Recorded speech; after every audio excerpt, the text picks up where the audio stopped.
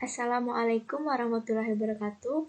Perkenalkan, nama saya Misbahul Hayat dari kelas SI 12 nomor BP 20 10 11 52610499. Di sini saya akan menjelaskan materi pada pertemuan kedua, yaitu yang Bapak tugaskan pada slide 4 sampai dengan slide 12. Sebelum masuk materinya, saya akan menjelaskan terlebih dahulu apa itu sistem dan informasi itu sendiri. Suatu sistem pada dasarnya adalah sekelompok unsur yang erat hubungannya satu dengan yang lain, yang berfungsi bersama-sama untuk mencapai tujuan tertentu. Nah, sedangkan informasi itu sendiri merupakan hasil dari pengolahan data menjadi bentuk yang lebih berguna bagi yang menerimanya, yang menggambarkan suatu kejadian-kejadian nyata dan dapat digunakan sebagai alat bantu untuk pengambilan suatu keputusan. Baiklah, langsung kita bahas. Yang pertama itu ada modul umum sistem. Terdapat 7 buah komponen utama dalam sistem yang membuat sebuah sistem dapat bekerja dengan baik. Yang pertama yaitu sesuai dengan skemanya ada input. Komponen input merupakan bagian dari sistem yang bertugas untuk menerima data masukan. Data masukan ini digunakan sebagai komponen penggerak atau pemberi tenaga di mana sistem itu dioperasikan. Komponen penggerak ini terbagi menjadi dua kelompok, yaitu ada maintenance input, merupakan energi yang dimasukkan supaya sistem dapat beroperasi. Sebagai contohnya, dalam suatu sistem pengambilan keputusan, maka maintenance inputnya adalah tim manajemen yang merupakan personel utama pengambil keputusan. Yang kedua atau ada sinyal input, merupakan energi yang diproses untuk mendapatkan keluaran dalam sistem pengambilan keputusan tersebut, maka sinyal inputnya adalah informasi yang menunjang kemudahan pengambilan keputusan tersebut. Nah, yang kedua kita bahas ada komponen proses. Komponen proses merupakan komponen dalam sistem yang melakukan pengolahan input untuk mendapatkan hasil atau tujuan yang diinginkan. Di dalam suatu proses, terjadi berbagai kegiatan seperti klasifikasi, peringkasan, pencarian data, organisasi data, dan lain sebagainya. Begitu kompleksnya sebuah proses, maka tahap ini diperlukan terjadinya suatu integrasi yang baik antar subsistem secara vertikal maupun horizontal agar proses interaksi untuk mencapai tujuan dapat berjalan dengan lancar. Yang ketiga ada komponen output. Komponen output merupakan komponen hasil pengoperasian dari suatu sistem. Misalnya, sistem pengambilan keputusan seorang kepala bagian pengadaan. Maka menghasilkan keputusan dibeli atau tidaknya suatu barang, kemudian menentukan siapa yang akan membeli, jumlah pembelian, tempat atau lokasi pembeli, dan sebagainya. Yang keempat ada komponen tujuan. Terdapatnya suatu tujuan yang jelas akan memberikan arah yang jelas pula dalam proses sistem. Komponen tujuan merupakan sasaran yang ingin dicapai oleh berjalannya sebuah sistem. Tujuan ini bisa berupa tujuan usaha, kebutuhan sistem, pembacaan suatu masalah, dan sebagainya. Yang kelima kita bahas komponen kendala. Komponen kendala merupakan komponen yang berisikan aturan atau batas-batas yang berlaku atas tujuan tersebut. Pendefinisian kendala yang jelas akan membuat tujuan menjadi lebih bermanfaat. Dengan adanya kendala atau batas-batas yang jelas, maka akan mampu mengidentifikasikan apa yang harus diantisipasikan dalam mencapai tujuan sistem. Yang keenam ada komponen kontrol. Komponen kontrol merupakan komponen pengawas dari pelaksanaan proses pencapaian tujuan. Kontrol di sini dapat berupa kontrol pemasukan input, kontrol pengeluaran data, kontrol pengoperasian, dan lain-lain sebagainya. Yang ketujuh ada komponen umpan balik. Komponen ini merupakan komponen yang memberikan respon atas berjalannya suatu sistem. Komponen ini dapat berupa kegiatan seperti perbaikan sistem atau pemeliharaan sistem. Selanjutnya kita akan bahas yaitu adanya klasifikasi sistem. Yang pertama ada sistem alamiah dan sistem buatan manusia. Kita bahas satu persatu dulu.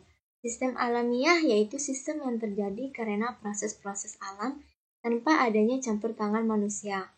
Karena memang ini tidak ada campur tangan manusia dan merupakan proses yang alamiah.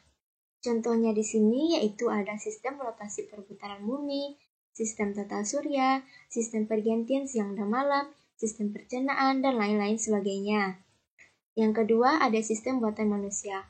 Sistem ini merupakan sistem yang dirancang oleh manusia atau merupakan sistem yang proses terjadinya melibatkan campur tangan manusia.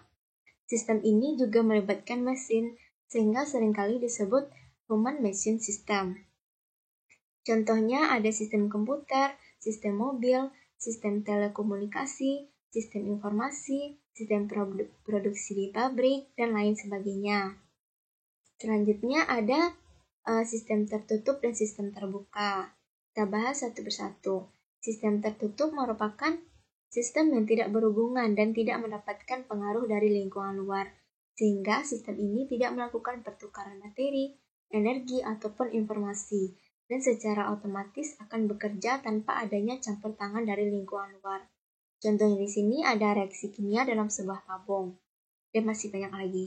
Yang kedua ada sistem terbuka, yaitu merupakan sistem yang berhubungan dan mendapatkan pengaruh dari lingkungan luar untuk mendapatkan inputan dan melakukan proses sehingga menghasilkan keluaran atau output.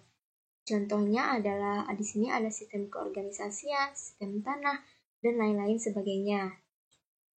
Dan selanjutnya kita bahas komponen sistem informasi. Sistem informasi dapat digambarkan sebagai sistem yang terdiri dari berbagai komponen. Komponen ini dapat dianalogikan sebagai blok bangunan atau building block yang terdiri dari ada blok masukan, blok model, blok keluaran, blok teknologi, blok basis data, dan blok kendali. Sebagai suatu sistem, keenam blok ini masing-masingnya saling berinteraksi satu dengan yang lainnya, membentuk satu kesatuan untuk mencapai sasarannya. Yang pertama kita bahas dulu satu persatu ada model blok atau blok model. Blok ini terdiri dari kombinasi prosedur, logika, dan model matematik yang akan memanipulasi data input dan data yang tersimpan di basis data dengan cara yang sudah ditentukan untuk menghasilkan keluaran atau output yang diinginkan. Yang selanjutnya kita bahas teknologi blok atau blok teknologi. Ini merupakan kotak alat dalam sistem informasi yang digunakan untuk menerima input, menjalankan model, menyimpan dan mengakses data, menghasilkan dan mengirimkan keluaran, serta membantu pengendalian dari sistem secara menyeluruh. Blok teknologi ini terdiri dari 3 bagian, yaitu ada firmware atau penggunanya, perangkat lunak atau software, perangkat keras atau hardware. Selanjutnya kita bahas input block atau blok masukan. Input block ini mewakili sejumlah data yang masuk ke dalam sistem informasi. Input di sini termasuk metode-metode dan media untuk memperoleh data yang akan dimasukkan, yang dapat berupa dokumen-dokumen dasar. Selanjutnya output block atau blok keluarannya itu keluaran yang merupakan informasi yang berkualitas dan dokumentasi yang berguna untuk semua tingkatan manajemen serta semua pemakai sistem. Jadi blok keluaran ini berupa data-data keluaran seperti dokumen output dan informasi yang berkualitas. Selanjutnya kita bahas kendali blok atau blok kendali. Bagian pengendalian ini dirancang dan diterapkan untuk memelihara sistem dari hal-hal yang dapat merusaknya, seperti faktor-faktor alamiah. Contohnya di sini ada temperatur, air, api, debu, dan sebagainya.